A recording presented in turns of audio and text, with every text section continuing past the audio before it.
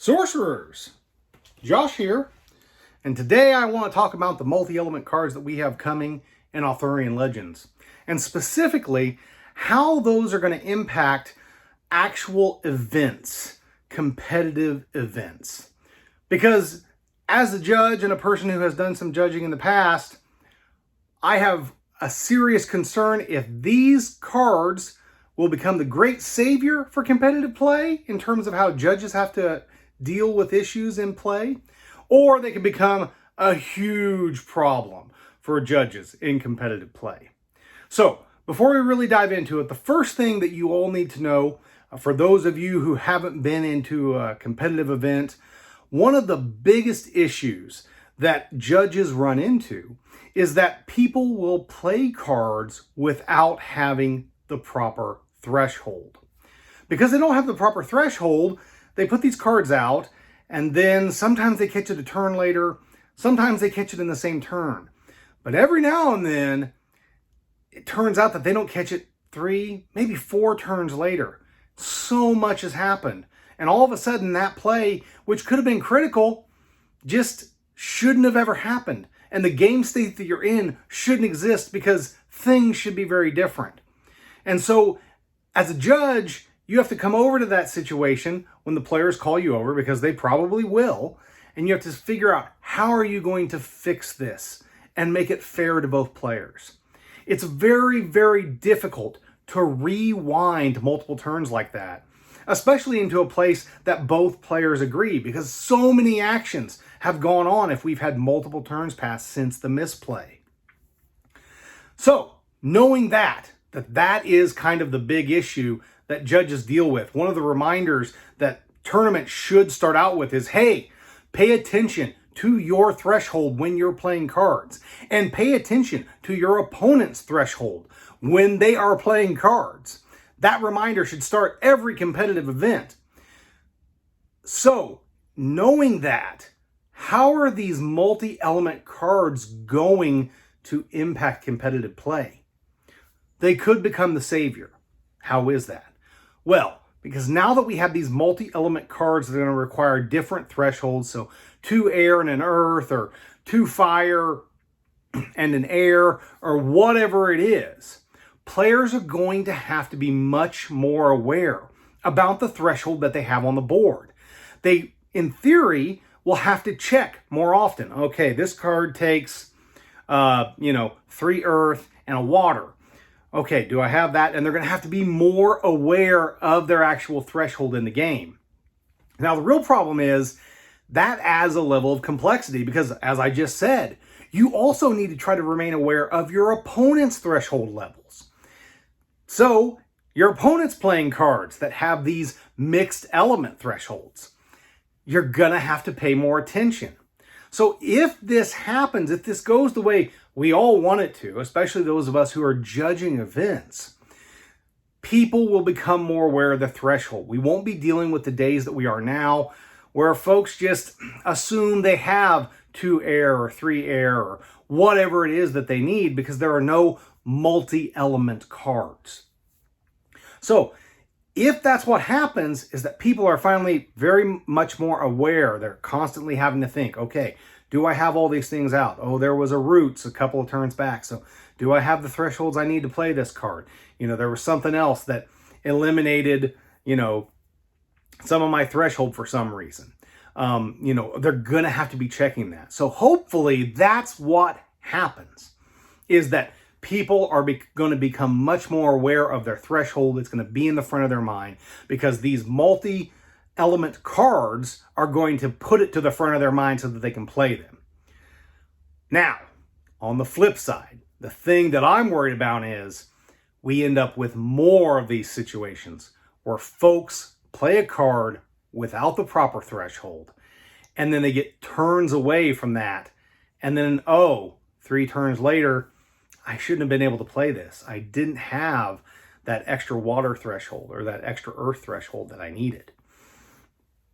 And of course, because these cards, a lot of them look like they're going to be pretty powerful, that's going to be even more problematic if people are not staying aware and they're misplaying cards without the proper threshold.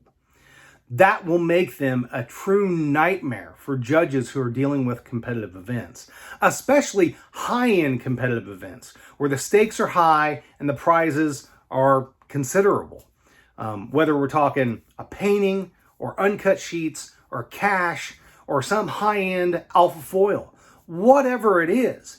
In events like those, having these types of mistakes going forward is going to become a serious issue if it does not go the other way, where people are more aware of their thresholds on the board and are constantly thinking about them.